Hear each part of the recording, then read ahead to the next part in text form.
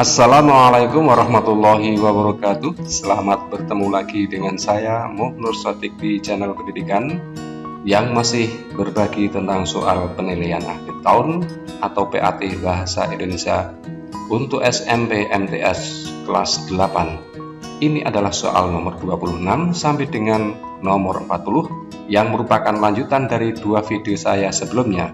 Semoga bermanfaat untuk anak-anak dan selamat mengikuti. Soal nomor 26, perhatikan paragraf drama berikut. Yang ditanyakan adalah latar tempat dan waktu kutipan drama tersebut. Latar tempat berkaitan dengan pertanyaan di mana, latar waktu berkaitan dengan pertanyaan kapan. Ketika kita membaca penggalan drama tersebut, kita akan menemukan bahwa dialog-dialog tersebut menunjukkan adanya latar tempat dan waktu. Andika bicara sendiri. Sudah jam setengah 8 lewat, kemana perginya Bagas? Masih di dalam. Di ini ada petunjuk bahwa Dandi berada di dalam. Ya Kak, keluar menemui Andika. Keluarnya kemana? Arti kita bisa menemukan jawabannya bahwa keluarnya dari dalam rumah, keluar menuju ke teras. Dengan demikian kita bisa memperkirakan bahwa jawabannya tempatnya di teras depan rumah atau di luar rumah. Kemudian pada dialog pertama sudah jam setengah 8 lewat, ini menunjukkan waktu terjadinya peristiwa, sehingga kita bisa menjawab soal nomor 26 ini jawabannya terdapat di huruf C, yaitu latar tempat di teras depan rumah dan waktu pukul setengah 8 lewat. Soal berikutnya masih berkaitan dengan drama. Berdasarkan sifatnya, Andika termasuk tokoh seperti apa? Berdasarkan sifatnya, Andika termasuk tokoh protagonis, antagonis, sentral, bawaan. Tokoh protagonis adalah tokoh yang memiliki watak dan sifat yang baik dan menyenangkan. Dan tentu di dalam teks drama tersebut, Andika menunjuk dia sebagai tokoh yang protagonis. Kemudian nomor 28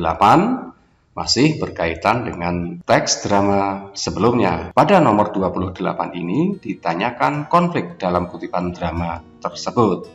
Konfliknya terdapat pada kecemasan Andika menunggu Bagas pada teks pertama. Jelas jawabannya terdapat di huruf B, yaitu Andika cemas menunggu Bagas. Nomor 29 tentang struktur drama yang tepat. Kita tahu struktur drama, kita kenal ada prolog, yaitu bagian pembuka atau pendahuluan dari karya sastra seperti drama perkenalan. Epilog adalah kata penutup yang mengakhiri suatu pementasan drama untuk menyimpulkan dan menarik pelajaran dari yang dipentaskan. Dengan demikian, jawaban nomor 29 yaitu adanya prolog, jawabannya C.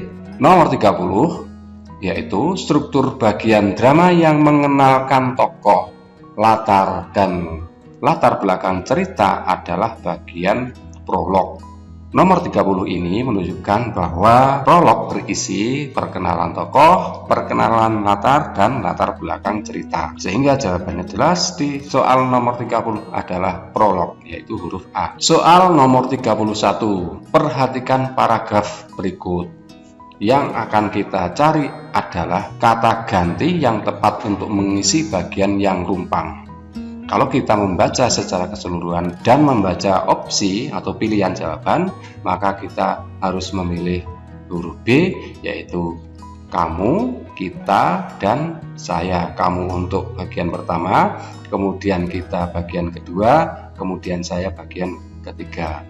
Selanjutnya nomor 32 masih berkaitan dengan teks drama sebelumnya, maka jawaban untuk nomor 32 adalah jawaban D. Dengan pedoman bahwa dialog dalam teks drama tidak lepas dari kosakata tidak baku. Kosakata tidak baku dalam teks drama tersebut terdapat pada kalimat D. Tunggu apa lagi Bu? Anak enggak bener, ini harus ada kata enggak dan kata bener. Sehingga jawabannya sudah tepat, yaitu huruf B. Selanjutnya nomor 33. Makna kata kerja lari dalam teks drama tersebut. Lari menyatakan sesuatu yang dipikirkan. Selanjutnya nomor 34. Perhatikan kutipan teks drama berikut. Kutipan di atas dalam teks drama disebut dengan istilah epilog. Kita tahu bahwa epilog itu adalah bagian akhir. Semuanya mematung di ujung panggung. Sebelah kanan tampak seorang siswi SMA memakai seragamnya sambil menggendong ransel dan membawa tempat makan serta tempat minum berwarna merah muda, sedang tersenyum menatap narator. Gadis itu tidak berkata apapun, wajahnya pucat dan pasi, matanya merah dan sedikit berair seperti baru selesai menangis.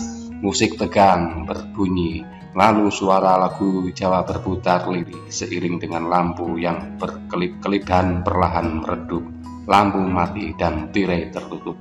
Jelas sekali bahwa teks ini merupakan bagian epilog, yaitu bagian penutup. Soal nomor 35, berikut ini yang termasuk jenis buku fiksi: buku pelajaran, buku ilmiah populer, buku biografi, buku kumpulan saja. Sebelumnya, saya sampaikan bahwa buku fiksi adalah buku yang berisi cerita, sifatnya imajinatif, cerita rekaan, khayalan yang tidak berdasarkan pada kenyataan. Buku pelajaran jelas ini bukan merupakan fiksi.